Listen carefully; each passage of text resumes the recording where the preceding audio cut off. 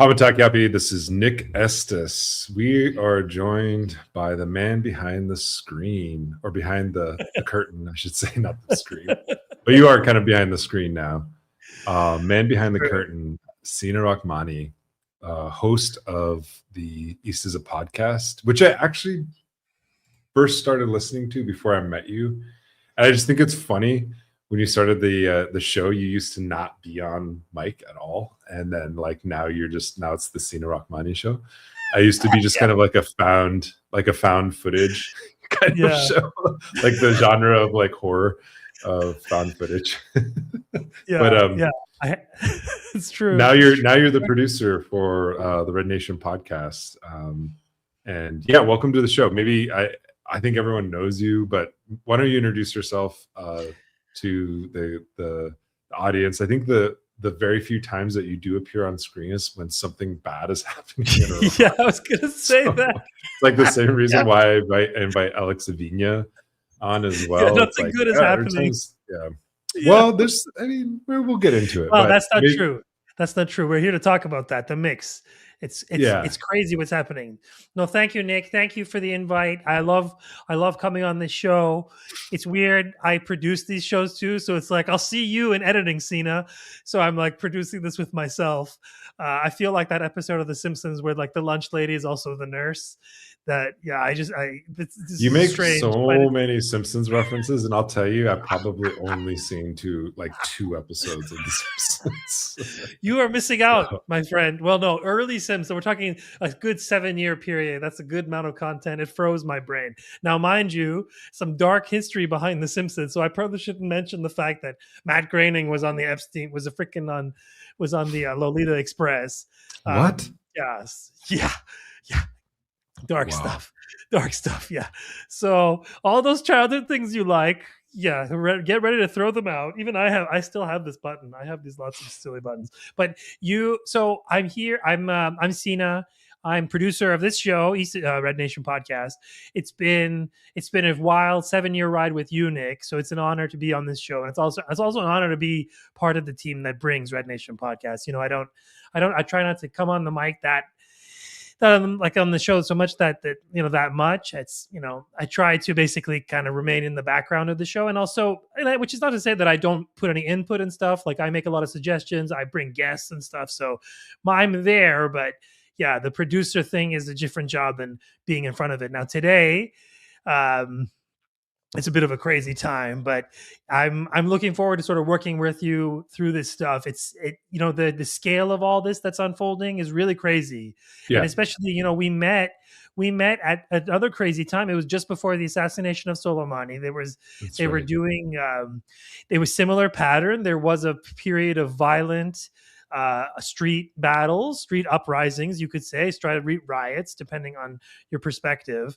That was sort of similar things were happening, and then that led to a kind of early crescendo. The climax of that crisis was the sort of, obviously, the assassination of Soleimani, and then followed by the response on, I think it was not al-Udeid. I can't remember. It was Ain al-Assad, the response to Ain al-Assad. So that kind of capped off that. But yeah, this is another insane time. And I'm looking forward to the comments. Hi, everybody in the comments. Come and hang out. Say hi. Yes, indeed. Smash that like button. It's going to be hard to break the producer role in me also for all of this. I mean, let's check on the comments. What's happening? But I'll do my best. Yeah, I guess in conceiving of this episode, I don't want to just be like, hey, the war in Iran is bad. I think everyone, my dad is kind of like a litmus test for me sometimes about normies, what do they think? Because he still watches CNN, or he watches HLN, which I think is a spinoff from CNN. And the only time I ever watch cable news is when I'm at his house, or the in-laws' house, which seems to be on the news all the time. And he was like, I think I was just thinking back about my life experience, going through the beginnings of the U.S. war on terror back in 2001, and this really palpable sense of jingoism and patriotism that had emerged. I was living in a small rural town, Chamberlain, South Dakota, and I remember my one small act of protest against the war, which I had opposed as an individual was to not stand during the Pledge of Allegiance. And that kind of politicized me for several reasons, because it showed me how violently racist my classmates were, not just to me, but the sentiments that they had been indoctrinated with. I actually don't blame them as children. You know, I mean, we were all kids, you know, at that time. But the society which we grew up in, you know, really told us and indoctrinated us that this was this, you know, this enemy that was everywhere and anywhere at once. And we are now engaged in this never-ending war on terror. And in many ways, I kind of think that this is a sort of a bookend to or what may be a bookend. I don't like to predict the future by any means, but thinking about the various wars and the genocide in Palestine that is currently underway hasn't stopped since the so-called ceasefire last year. But just the amount of time that, you know, just in my lifetime as a millennial, the amount of wars that the United States has been engaged in, with the collapse of its, you know, following the collapse of its primary rival, its chief rival, the Soviet Union. But then thinking about the notion of timelines and this Iran war, it's fascinating because the Trump administration actually dates this war back to 1979 and saying this, you know, this isn't a forever war. This isn't a war that was started, you know, in response to the September 11th attacks in 2001, but this is an ongoing war that goes back to 1979. And for those, you know, who are up on their anti-imperialist history, we could actually argue that this war goes back to the 1950s. And the Iranian Revolution actually begins, I guess, in my estimate, my amateur, you know, historical knowledge of Iranian history, which is very deep and rich and complicated. But I believe that the Iranian Revolution, the true kind of anti-imperialist revolution, began with the coup and the imposition of the Shah of Iran, and that, you know, that really kind of jettisons these, I think, short-term kind of like memory hole psychological operations of the war on terror to even say that like these forever wars are like just 2 decades, because it tends to ignore the larger structure.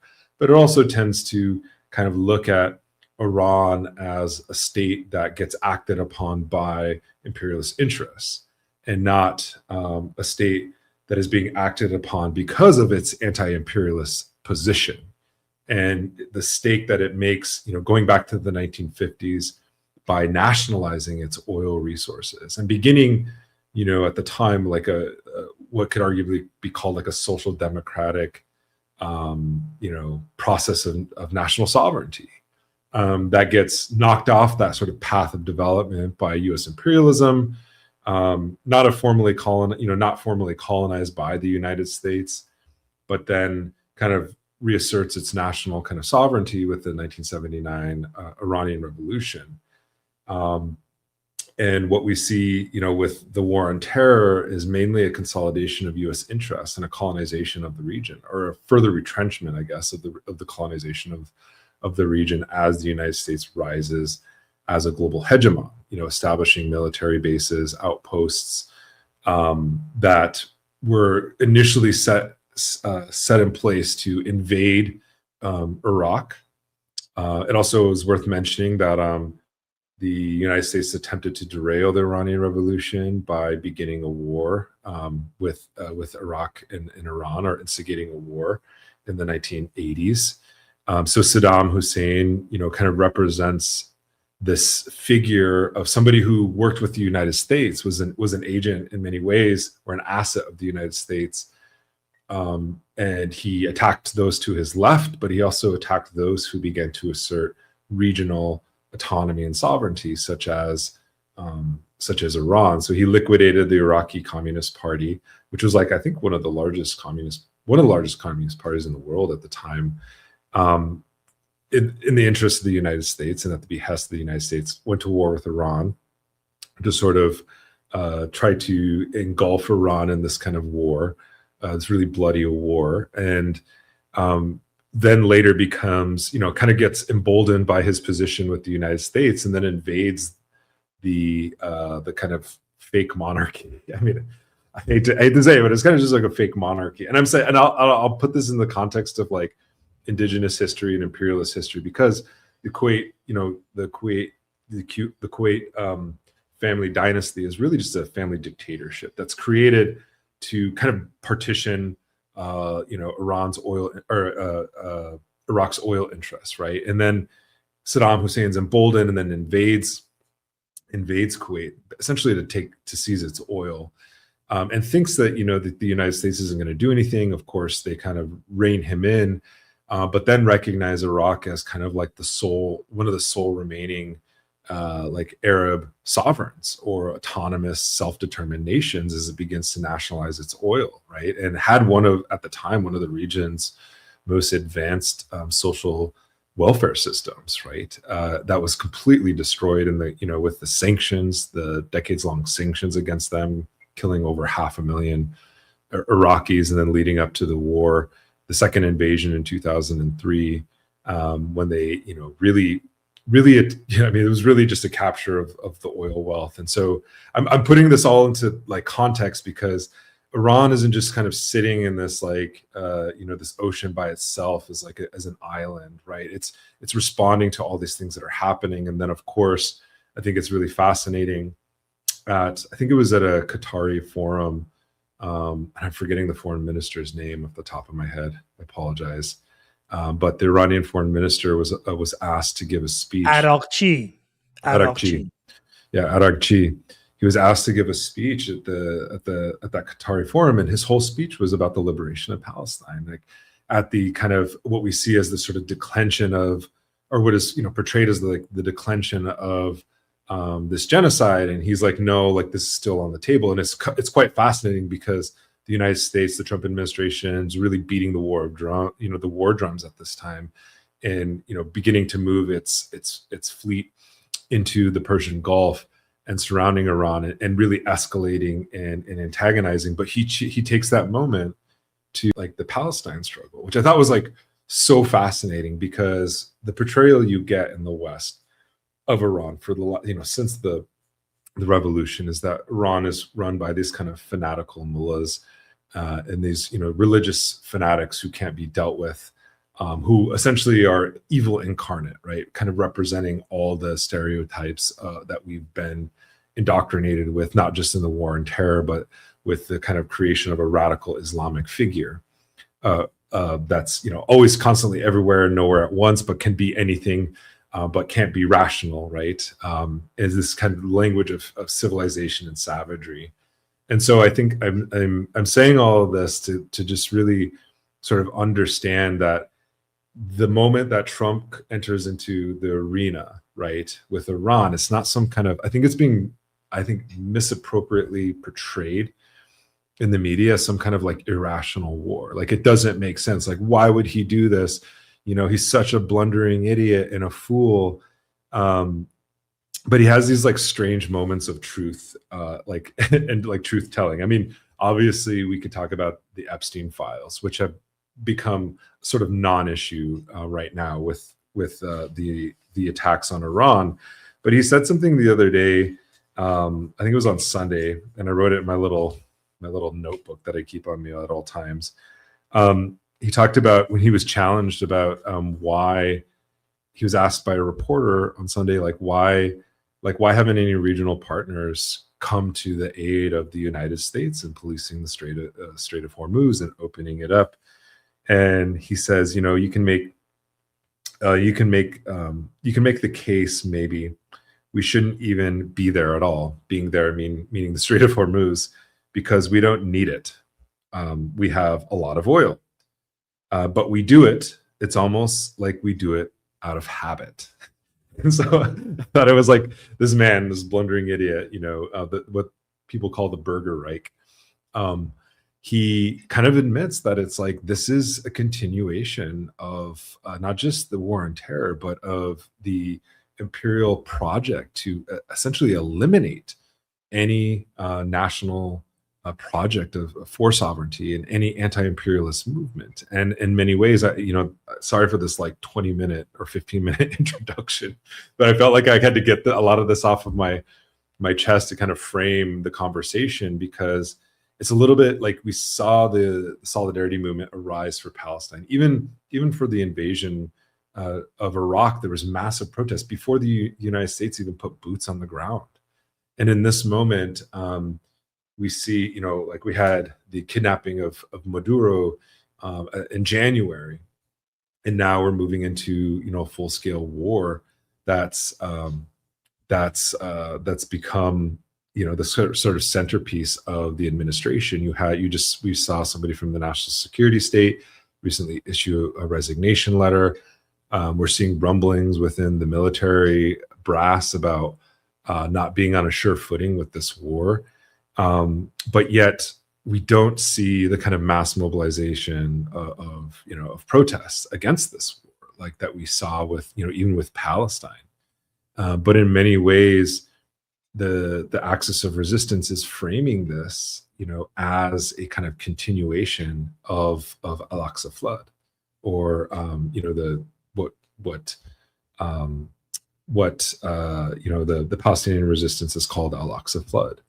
And we're seeing kind of an interesting anti-imperialist struggle that's also kind of evolved, I guess, into an explicit decolonization struggle by targeting these U.S. assets in the region and seeing this as an occupation. So, anyways, that's a long-winded sort of introduction. But Sina, I want to just maybe get your thoughts on some of that, and like especially the kind of sentiment that people have around Iran in the West. And I think it's a good place to start, because we're seeing we're seeing a lot of different things. I'm surprised actually by some of CNN's coverage. I mean, of course, they had the monarchists like on their Pahlavi's people on there. But in general, it hasn't been like previous wars in terms of their explicit demonization. It is, it's there, but it just seems a little bit. The imperial propaganda machine kind of is like doesn't really know what it wants to do right now. No, I think it's true. No, I appreciate that. And I think it's important to have a wide angle lens on all this, because this is before to sort of get into what your direct question, though, I really want to address this, because this is one trick that the imperialists in this century, in this millennia so far have pulled, which is hiding the fact that beginning with 9/11, really, it was 9/11 was really, and actually a YouTube commenter put it this way, and I think it's better. This kind of curtains up moment for World War III.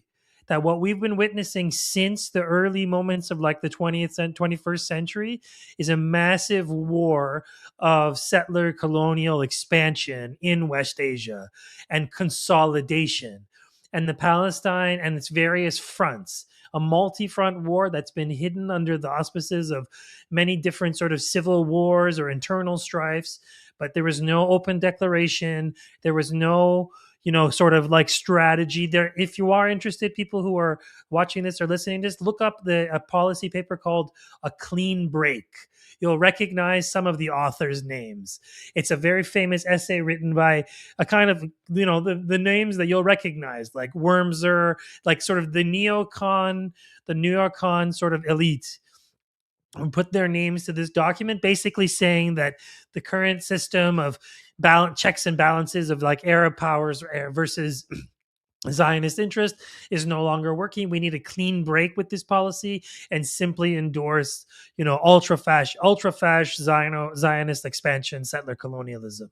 So if there's like some kind of, if you want to understand like a key to all of this moment and the Iran war, this sort of hot phase of it, at least, represents a kind of pinnacle or trajectory from that essay to now. So it's kind of I'll look for it and I'll link to it when I post this, because it is important. And so, sort of to zoom out, to return to your initial question, though, which was like, how do people see this? Is that, this is part of the result of this project, this kind of World War III, this sort of cutting a genocidal swath through West Asia and North Africa as well, in various different ways, mind you. That this has become invisible and normalized, and in fact, they not only have normalized the launching of like an illegal war that like was kicked off by like multiple war crimes, by the way. They like couldn't resist themselves in flexing, which is like an intentional thing that imperialists do. They say that, which is, a standard tactic that indigenous people all around the world will recognize, which is, oh, we're going to punish you for resisting us successfully, mind you. We're going to punish you by killing your children and making you pick up their pieces. And then we're going to say, oh, it was an accident. Oh, they deserved it. Oh, it was you. And we're just going to like let it go because it's so normalized, that the dehumanization of Iranians. And they even have people ready to go, an army of like psychotic fascist goons, Iranian themselves, who are saying, yeah, this is good. This is good. So it's actually the sort of meme. It's actually like the sort of far worse than we actually, if you only really knew how bad things really were or something, whatever that meme is. That's how I feel when it comes to Iran stuff, because just the scale of the evil that Iranians have faced at the hands of the US empire. I said this to you a while ago, like when this started, I think I said to you, like, I've never felt so indigenous. And I know I'm not being, I take that statement with like with the complexity that it means, which is, I'm not like saying I'm an indigenous person, but in the sense that something that really connected this time around, and it has to do with like how these events unfolded, because when they tried all this stuff, there the sort of key moment in this trajectory of like this hot phase, where these strange, extremely violent street battles, or like violent, basically murder fest, purge like scenes that unfolded in Iran in middle of January. But we can get to that. But something in the midst of all that really connected all of these things together, and in like a weird like, holy shit, it's all in front of me, like it's like the end of 2001, like it's like it's all one war. It's all one war. It's settlers versus natives, and that war unfolds at various pace. It unfolds in like different ways that are like reflective of the geography and the technology and the actors themselves, but really it's a force of expansion versus a force of defense. And I've always believed this, that you'll never solve like the attempts to kind of solve the problem with Iran, like so-called JCPOA. It's called JCPOA technically. I can't remember what it's called. Joint something comprehensive something. Just the Iran deal that they made in 2015, I think 16 or something, that Trump then tore up 2015. Like these are attempts to sort of square the circle that like exists in all of this, or like to avoid the contradiction, which is you can't solve the problem of like American Iranian relations without solving the question of Palestine. And there's no way around that. That's like the immovable force versus what is it? Unstoppable force versus immovable object dilemma. Is that on the one hand you have this unstoppable force called Zionism, and then you also have this immovable object called the indigenous people of the region. And those indigenous people who have arrayed themselves into an international alliance of forces, some being based in the state, others being non-state actors, that these act, and some being mixed, because the PMF in Iraq, for instance, is both. Okay, so figure that one out. It began as a non-state actor, the so-called Iraqi militias, Iranian proxy militias, they call them. That's part of an alliance of mostly, but not entirely, Shia religious Muslims who choose to fight. It's a volunteer militia. Okay, it's not recruited. No one's forced to join.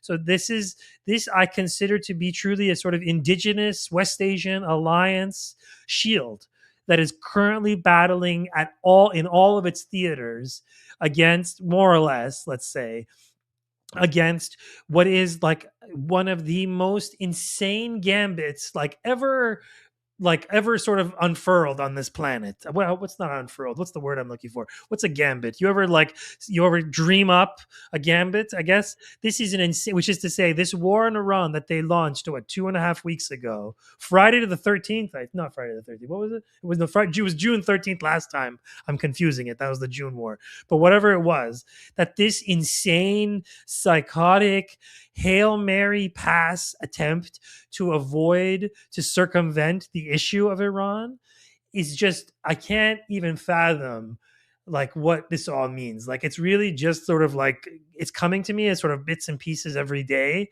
of like the scale of what this means. Not only like the scale of the destruction, like what they're doing to Iranians did not feel this kind of bombardment during the Iraq war, that the so-called, what they call the imposed war.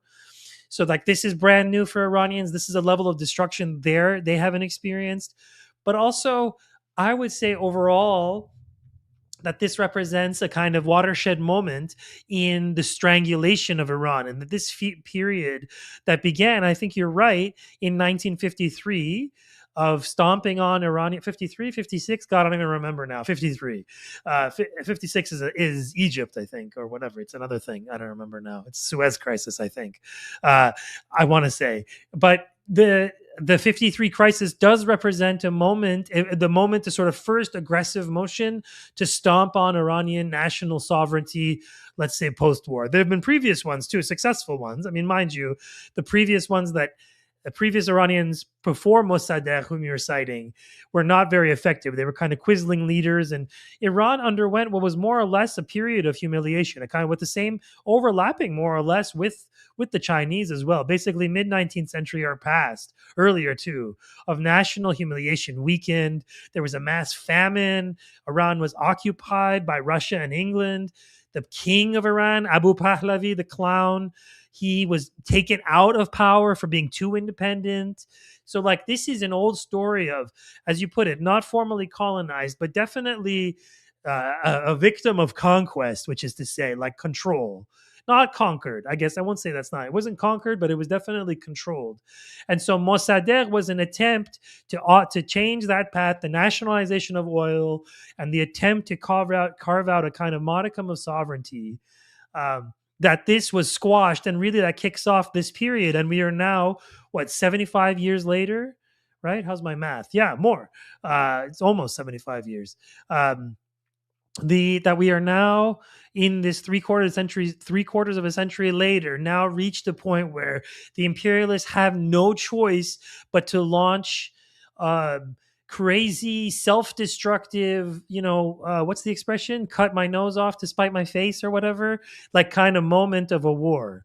And so it's on an outset, I would kind of zoom out and put that picture. Maybe we can get into like the nitty gritty and kind of take things apart a little bit. Cause I myself like have questions about sort of the larger representation of this, I'm curious to hear what you think about this, because yeah, this whole thing, I'll tell you what prompted this though. I'll end with this. I was in Montreal, this, for Red Media. And I was doing an episode. Maybe I talked about this already. I don't know. It's been so crazy. I was in Montreal and I was doing an episode with the Mohawk Mothers. The Mohawk Mothers are an Indigenous women's group. They are advocating to hold Montreal, the University of McGill, and the City of Montreal and the Catholic Church accountable for the crimes that took place at this hospital in Montreal, where they were hosting MK Ultra experiments. Okay, so if you haven't heard about it, that's all I need to tell you of like how dark this stuff is. And I was during those interviews, which got like crazy emotional for like that I was just grappling with, and the Iran basically murder fest was coming to light on the same days. So I was just like in a swirl, and I realized at one point like, it's one war, like that's the war. And I was thinking about these scenes of people looking for their loved ones in Gaza, and you compare that to these people looking for the descendants of their people's loved ones that didn't get the like proper burial, that were just denied, that were deleted from history and never. And you think about the justice of that. You think about like the sort of arc of history that connects those two scenes, and how the actors who were doing the murdering share so much in common, how they reinforce each other to this day, right, to this day. And so the whole that was the moment of like the end of 2001. It all starts. It was like, oh my god, it's all one war. Like I knew that rationally, of course I knew that. Like I listened to the show literally every minute of it, and I know this, and I've learned this from you guys. But the gravity of that had never been so clear. Of like, wow, it's one war. And for Iranians, I'll say that they've, let's say, they haven't enjoyed it, because they're also a victim of settler colonialism in the sense of economic and sort of social war, media war. Hybrid warfare has been the main victimizing force of Iranians. Now it's moved into so-called kinetic, bombs on the ground warfare. But maybe we can I'll stop there, and we can kind of continue and maybe looking deeper into this stuff. Yeah, thanks for that. And I think where I kind of want to turn the conversation is specifically to that hybrid war, because I think people think this is happening just in that region, but it's also happening here. I mean, we saw, I think even Trump was talking about the monarchist support that he gets and how they support the war. And I maybe we can start with that kind of diaspora, I guess, if you want to call it that, of people who left Iran, find themselves in places like, a Western European country or a North American settler colony like Canada or the United States, and why you see the sort of alignment of forces between folks who are ostensibly like on the left, right, or progressive, or frame themselves as anti-war, who maybe not in action and or I guess in word align themselves with the monarchists, but in action and deed do kind of repeat and regurgitate the sort of imperial narratives. Let's start there, and then we'll move to the context of Iran. Sure. Nick, I have to put my producer hat on. I think I'm getting a little interference from you. I'm hearing it in my ear. Can you check on your end? Yeah, can you hear me? Test. Yeah. Oh, I think that's okay. that's fine? Better. Yeah, it might be. Yeah. Okay. You were a little crispy. I'll edit this out. Nobody will see that. Just watch me forget to do that. So I guess, okay, I hate talking about the diaspora, and I'm going to go so far as to sort of raise everyone. This is the hot take. This is the hot take of the week. I think we should dispense with the whole diaspora talk. Okay, I get it. People move around in large numbers, sure. They go and they recreate communities for themselves in European and settler colonial countries. Sure, I get it. Okay, fine. Anthropological phenomenon, fine. But this idea of then using the diaspora, the voices, as some kind of representative element to understanding, lens, let's say, to understand this stuff, that's where the ridiculousness starts. So yeah, when you like all these videos that you've seen of these like mouth frothing fascists, okay, like that's who they are. They are mouth frothing. They murdered a guy in BC. Like this. Oh, where did Nick go? But there he is. Come back. Yay. I thought they got you. It's insane that the level, and what's happened specifically is that Zionists have, and I've watched this happen, not only in the course of like the last 10 years that like I've been watching really closely, but slowly too, that the opposition to the Islamic Republic, it wasn't always Gusano. It used to have like various sort of elements to it. Yeah, there's like Gusanos of all stripes, but there's also just like whatever people who are like, I don't want this government, fine, like good for you, like do something about it. But what happens is because their own political demands and desires are articulate the demands are shared, they have a shared interest with imperialism, they necessarily get gravitated to or like elevated to representative status. So what the insanity of all this is that you had people the Saturday after this happened, and in the area where literally I grew up in Toronto, north part of the city, I knew exactly where they were marching. I cannot believe it. But you had an insane alliance of freaks and losers celebrating not just like the murder, political murder of like a dude. Fine, you hate him, but like you're celebrating murder, but you're doing it like you're applauding the genocidal freaks who have turned Gaza into a wasteland. Like you're applauding America, which has erased huge swaths of like West Asia and put it into rubble. Like you like there's fascists in any country, and our fascists get put up and represented at such a scale, and that's because they Zionists have this like magnetic wheel that they like magnetic broom that they go around and collect any insane mouth frothing fascist and use them as like, see, look, your own people hate you. But it's like if those people had more influence in Iran, then the government would have fallen long ago. Right, that like that's the real story here, is that despite everything that has been thrown at the Islamic Republic, it sustains itself. It thrives. I mean, thriving is another story. It definitely doesn't thrive, but that's also because of economic warfare, which is part of which they have a euphemism for sanctions, right? Like that's a euphemism for siege warfare. So I would say that like A, fuck the diaspora, who cares what a bunch of fascists think? And also B, there's a large number of Iranians who don't support this stuff, who are afraid because these are fascist psychos, and you also are working against establishments here that look for anyone to sort of fire or whatever. So they just did it to poor Shirin Saidi. I think she's like in, I want to say Arkansas somewhere. They got her fired. Like how many people have they gotten fired for being too pro-Iran? Like it's insane, the level of McCarthyism. So like we saw in Syria, Iran is another red line that if you articulate any defense, like I know old advisors of mine who like don't speak to me anymore because I'm like too pro-regime. Like I cannot speak to certain relatives of myself. Like they freaking tore us asunder.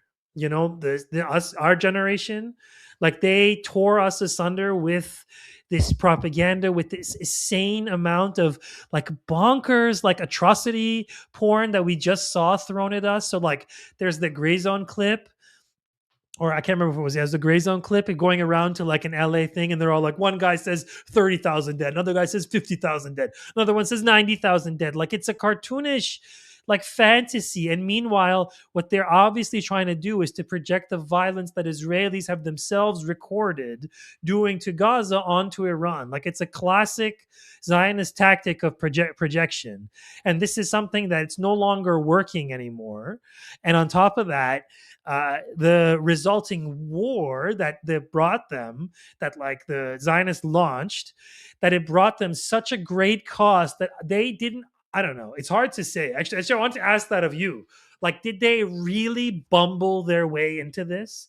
Like, if I knew this, if you knew this, that this would be a debacle, you and I are not like sitting in the freaking Langley, Virginia, like, or in military intelligence. Like, if we knew this, why didn't the imperialists know this? Like, this is what I need to know. This is what, like, make it make sense, Nick. Yeah, it's a question that I've had because I think we often, I was thinking of like Michael Parenti in this conversation because, as like Marxists, we tend to look at what appear to be like the superficial kind of symptoms of something, and that's like what liberals do. They describe, this kind of like niche thing, like let's do some White House-ology, let's do some Trump-ology, like let's get into the mindset of this clearly like maniac, maniacal man, an individual who is a megalomaniac, and he can add all these sort of adjectives to describe him, but it's not going to really tell you much about the structure, right? And so we're looking at the symptoms of the systemic the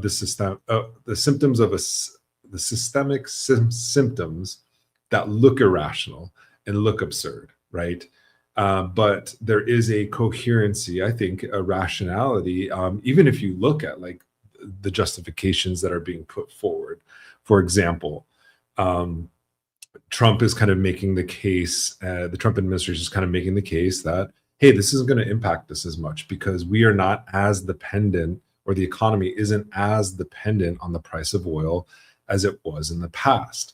And in fact, the increase in the price of oil is actually beneficial to our domestic production because that means there's more money in the pocket of capitalists, of those in the fossil fuel industry, right? The owners of production.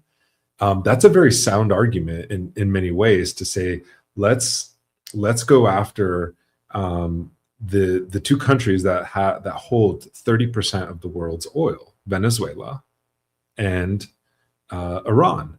Why go after those countries if the United States isn't importing any of that oil? It's like, well, because they're like 90% of oil from Iran is going to China, right? To fuel, so in many ways you could see the attack on Iran as an attempt to, in some ways, paralyze its oil economy, which hasn't happened, in an attempt to kind of go after Iran. And so we're at this point now where it's like, that's their kind of rationality. I think there's these kind of like larger sort of economic moves that are happening, right? To sort of like, the sanctions didn't work. And in fact, it had the reverse effect. It actually created this kind of system that is somewhat impenetrable by Western intervention now. So the sanctions regime, yes, it did kill a lot of Iranians. Yes, it did, cause widespread collective punishment. But did it fundamentally alter the kind of sovereignty of this country? No. In many ways, it kind of made it more sovereign. It made it a little bit more immune to this outside attack. And I think we saw that during the 12-day war. There was, I think the United States really underestimated the missile capacity and the production capacity of Iran.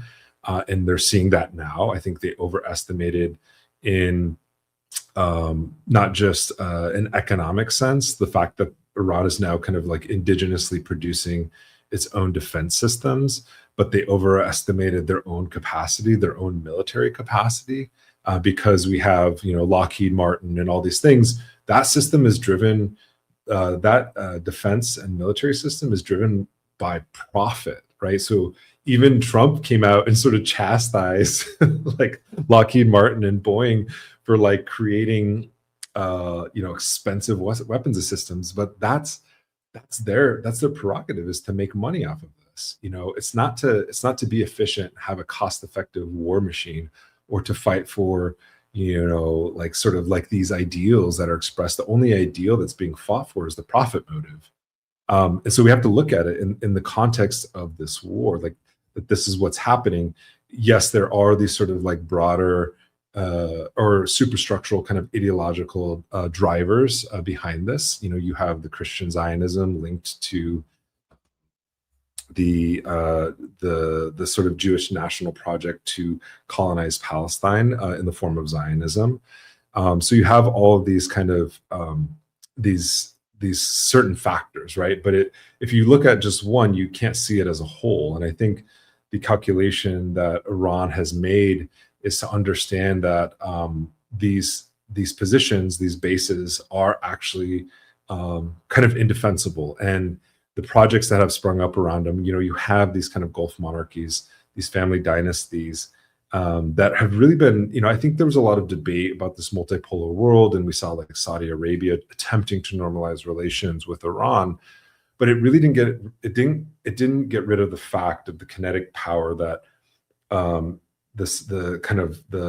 Gulf monarchies were betrust by, and that kinetic power was this U.S. presence, and using these Gulf states for regional military bases to essentially surround Iran, but also to control like West Asia. That's seen as a projection of power, right? That's seen as a projection of kinetic power, that at a moment's notice, bombers can be deployed. And we're seeing that, like we're seeing that it is devastating. It is very violent. It is very costly, right? There are people who are losing their lives. They are targeting schools. They are killing children, right? There's a human toll. It's incredibly tragic to all of this, but it's also, and I think this is how I understood this in the recent sort of history, was that when the coup happened and the kidnapping of Maduro, I remember watching Telesur, and they were interviewing people on the street, and there was this woman. She was a Chavista, and they went into one of the one of the sort of strongholds of the Bolivarian Revolution. They were interviewing. She was an elderly woman. She said, Trump comes in here with all this high-tech gadgetry, murders a bunch of people, bombs a bunch of people, and that's seen as a projection of strength. It's actually a projection of weakness, because the United States has lost the inability to have to politically resolve anything, right? There's no political alternative to anything other than war. And that's what Lenin said, is that, imperialism is the highest stage of capitalism. When it's not just a political dispute, but an economic sort of contradiction is irresolvable, the turn then is to war. And so if we look at, there is a rationality behind this attack, but it's because, like, look at the last two times that Iran was in this position, they were in negotiations when they were attacked, right?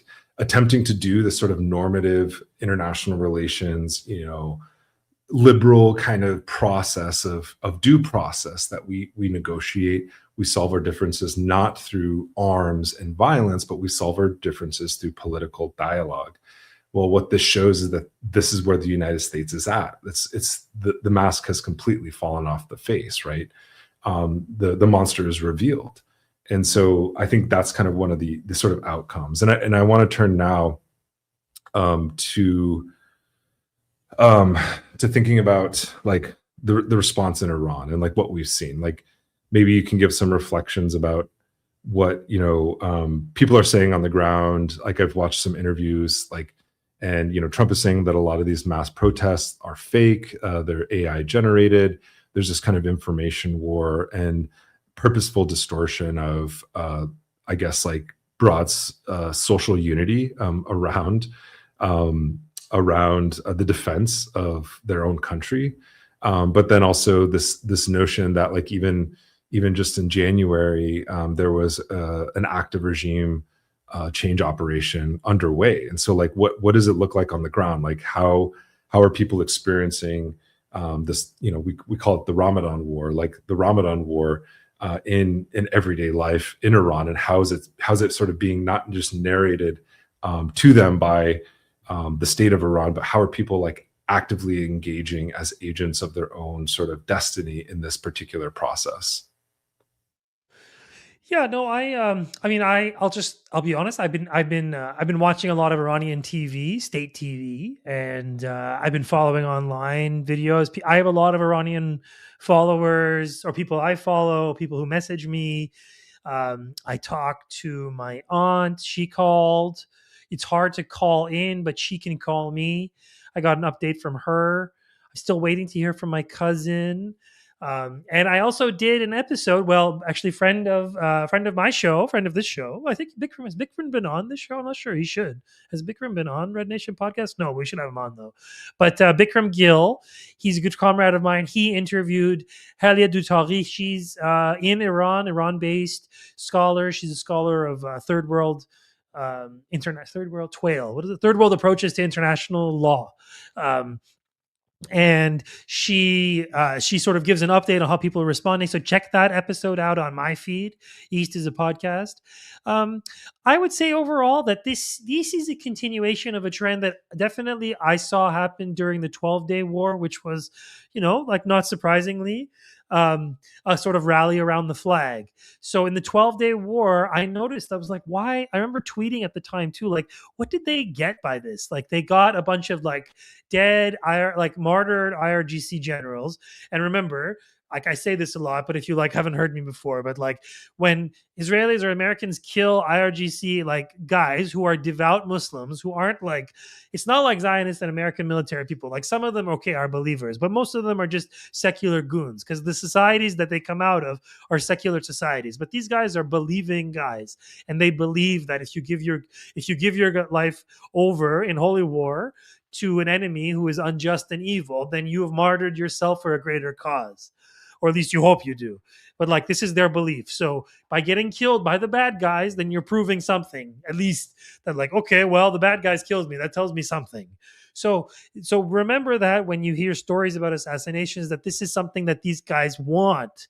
So given that, I wondered at that time in June, I was like, okay, so they traded a bunch of, like, mind you, beloved IRGC generals, like people who had a long history of being known and people who were like known in the country, people who were associated with what's called the sacred defense against Saddam of the imposed war. So that's and it's okay. So they got that, and they got a bunch of like destroyed sites, but on the other hand, they got Iran to flex its missile power for 12 days and also show that it could not only withstand blows and like an attack on its air defenses, because that was part of the attack too in June, was a kind of crippling of the air defenses, by which it recovered from. Supposedly, I don't know if this is true, but the rumor is with the help from Pakistan. Um, but this is sort of a continuation of the consequences of that, which was like proving to tens of millions of Iranians who maybe in their minds, and they do represent a constituency, said to themselves, these Westoids, okay, they haven't been trustworthy. And then I think it's fair to say that this is a scene out of lots of different indigenous histories, right? Like indigenous people's histories of people in communities saying, like, maybe we just give in on this one time, this one thing, let's give in for the wider peace. So like that, there is a section of Iranian society and the ruling elite who believe in that, and they're the ones who are called reformers, moderates, whatever. Same old. And this happened in Libya, right? Like there were factions within the Libyan state that then we know how that story ended. And so in the midst of all this, what happens to those people? Not only in 2018 did they have to be like, oh, that deal that we like, leveraged, that we gave away a lot of leverage, that we like, did a lot of things to our nuclear program and that set it back in the name of getting sanctions relief, like a painful, for some, very painful sort of blow to your sovereignty for financial relief from siege warfare. So this was like the trade-off. And there were a lot in Iran who said, yeah, let's do this. Like it was popular. But guess what happened? They did the thing that settlers always do, which is break their fucking deals. This is like the oldest story in the book of like, yeah, you sign a deal with people, you say, oh, I'm going to do this, and then you immediately turn your back on it and break it because it wasn't useful anymore to have that deal. And so that was a lesson that Iranians who may not have understood this aspect of like whom they were dealing with, I'm sure some did, but maybe like that element of, oh, these people signed the deal, they're going to stick to their deal, like some sort of like American liberal thinking that the rules matter. There probably was a contingent of Iranians who believed that. Probably the same people who were like out there after 9/11 lighting candles. I'm not making fun of those people, but you can see that there is a sector of Iranians who but like who think that acceptance from the West will not only like alleviate the tensions in their lives, but will actively improve it. Which is, if anything, shown to be not true. Like this, if there isn't any proof that like they don't care about women, life, or freedom, is them murdering freaking girls' school. Like talk about cognitive dissonance, right? You have in the one breath like hundreds of thousands of dollars, if not millions, given to these clown grifter Iranian gusanos in the name of women, life, freedom, and then they literally murder little girls, defenseless little girls, which sets the country into like a revenge fury. Like it's also not only evil and unethical, but what the US does and the Zionists do is counterproductive. Okay, and so I'm going to go with this now. What have we seen unfold in this attack this time around? So that was June 25. That was June 25, the previous one I was talking about. What did we see this time around? So I will say that, like, I wanted to correct you, is that both times Iranians were in negotiations. It's true, but I think neither of those times they weren't not expecting an attack. I think in June they were expecting an attack on nuclear facilities only. They weren't expecting what they got, which was beyond what was being telegraphed, right? Which was like a major sort of like nationwide, basically a mix of kind of like proxy warfare, or kind of in situ something. I don't know what like the Intel nerds, OSINT nerd bros call it, but whatever. It was a kind of creative mix of hybrid warfare mixed with aerial and I think standoff munitions. It's such a blur now, but at the same time, This time around, the Iranians were in the same state of negotiating. The Americans have been all but screaming that we're going to do this, we're going to do this.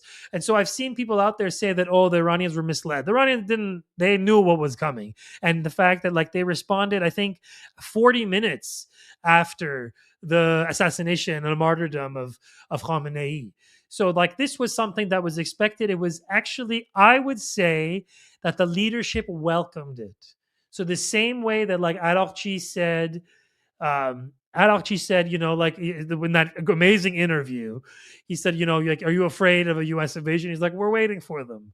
Like I believe that Khamenei and the people around him were waiting for this, that it was a fulfillment of a promise that they believe in, right? Which is if you sacrifice yourself to something bigger, it will help towards that goal that you have, that your body is not as important as the goal. So this is a belief. This, I'm not making this up. I'm not like whitewashing anything.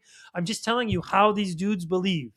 Like, and so to do that thing, like you really like, it's like, I was just like thinking like you're getting into like a morning competition with a Shia Muslim. Like, dude, you will lose. Like you are not going to ever win like a morning competition with a Shia. Like their whole religion is based around fighting injustice and mourning the people who have been backstabbed and murdered. You're martyrs.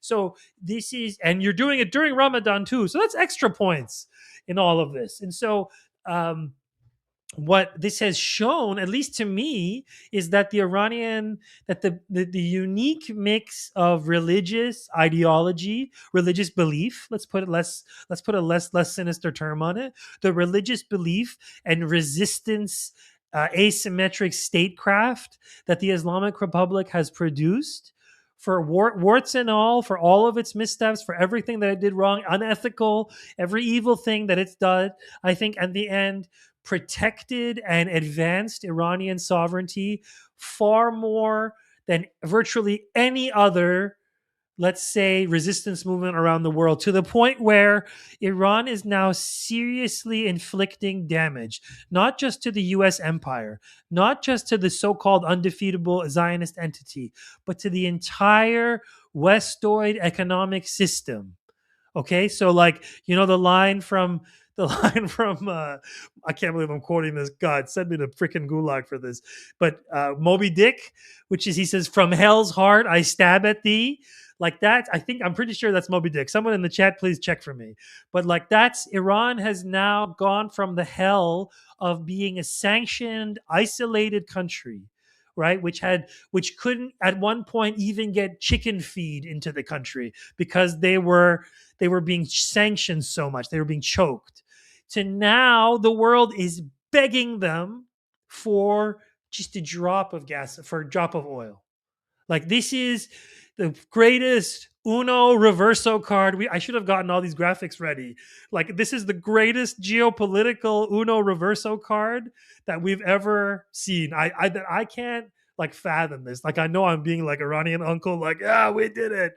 Persians conquered the history. But I don't think there's any other example of such a violent chokehold and not only on like a number of resources and also what the nature of these resources that are being choked off too, but also the location of that chokehold to a wider economy of like the flow of capital, because it's not just like oil that flows out of there, right? Like those countries like those Gulf countries, those pedo GCC, like this is like that was the printing machine, that was the money printing machine.